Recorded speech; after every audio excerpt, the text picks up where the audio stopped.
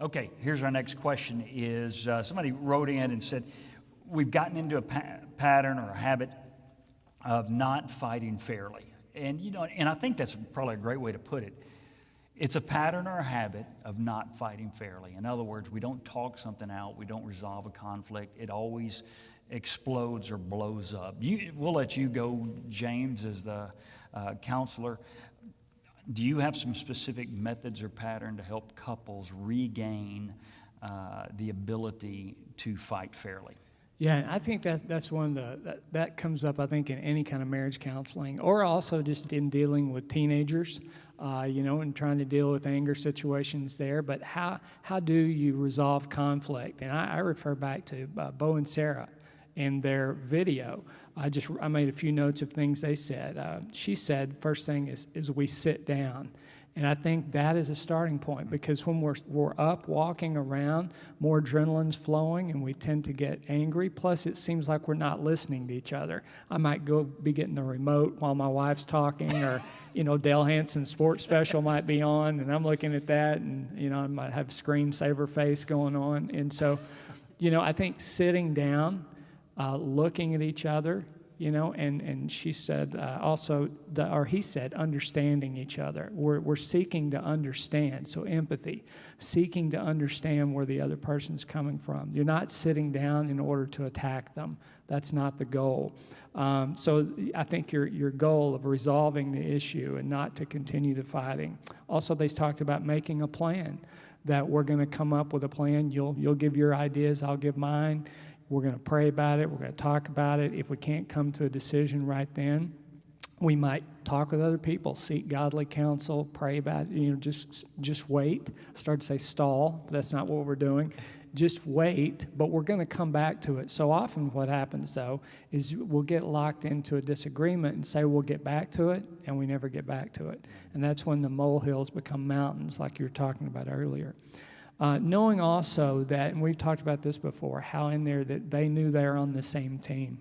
They didn't doubt each other's goodwill, but they realized that when you're dealing with kids, you're dealing with work, you're dealing with issues, sometimes our anger is heightened. We have a heightened sense of anger at that time. Or, we have a fuse that's a little bit shorter than normal.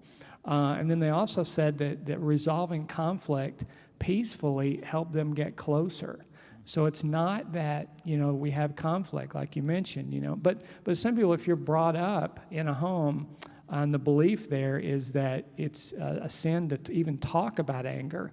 You might be brought up, to where you don't resolve anger. You've never heard that dealt with in your home. So you really struggle in those areas. But I think as long as you're willing to sit down and work through it, and you're not there to just win, you're there to resolve conflict peacefully, you have a great chance of doing that. You want to talk about resolving anger, or even the way we do it, or from your perspective, how we do it? I think we do it pretty good. Hopefully you think the same thing. Well, I remember when John Mark and I were in marriage counseling before we got married, and the man who was doing our counseling, Dr. Paige Patterson, knew my husband very well. And he looked at him and he said, you are going to have to be tender and careful in how you speak to Jeana. And I think that, to me, when I think of an unfair fight, it is a fight that takes maybe your spouse's, not weaker area, because I don't think my tenderness is a weaker area, but abuses, gives a jab where it's going to hurt him most. And so I think early on, he showed that tenderness when we would fight. I never felt like when we would argue, his intent was to hurt me. It was to solve the problem. And I think maybe it was just the best advice we ever received, but I think it was. And then he also looked at me and said, you're going to have to be very clear with your expectations for John Mark. You're going to have to drive it in. And that's true. If I ramble on about something when we're arguing, then he doesn't always get the point. He misses the point. But so an unfair fight, I think we've fought fairly because we know each other's personality, and our purpose has been to solve the issue, not to hurt the other. I agree. All right.